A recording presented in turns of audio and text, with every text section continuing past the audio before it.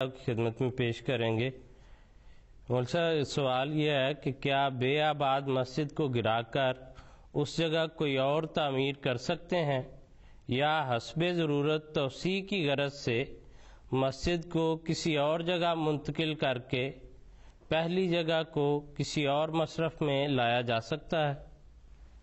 جی، بات یہ ہے کہ اگر کسی جگہ پہ مسجد تعمیر تھی اور احباب جماعت وہاں نماز پڑھا کرتے تھے،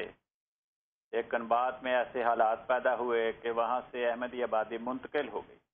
جیسے سیلاب آ گیا، جنگ لگ گئی، یا کوئی اور ایسا سبب پیدا ہو گیا کہ وہاں پہ احمدی آبادی اب موجود ہی نہیں ہے، کسی اور جگہ منتقل ہو گئی ہے، اور اس تعمیر شدہ مسجد کی اب ضرورت نہیں، یا اس سے بہتر اور وسیع مسجد تعمیر ہو گئی ہے اور بطور مسجد سابقہ مسجد کے استعمال کی کوئی ضرورت نہیں رہی، تو اس مسجد کو یا اس پلاٹ کو اگر مسجد گر چکی ہے کسی دیگر جماعتی مصرف میں لایا جا سکتا ہے، جیسے اس جگہ پہ جماعت کے دفاتر، لائبریری، لجنہ کا ہال، یا اور کوئی جو بھی جماعتی قومی ضرورت کی کو مصرف ہو استعمال کیا جا سکتا ہے۔ لیکن اگر ایسی شکل ہے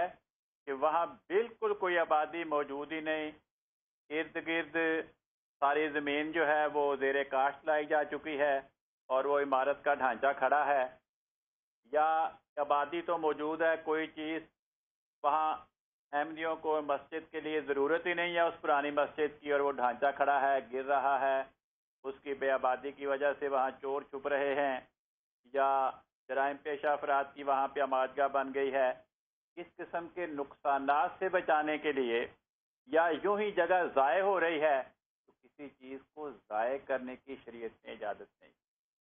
یعنی بہتر تو یہ ہے کہ اس کو کسی دیگر جماعتی مصرف میں لایا جائے، لیکن اگر وہاں پہ کوئی بھی جماعتی مصرف ایسا نہیں ہے اور بجائے فائدے کے اس جگہ سے نقصان ہو رہا ہے،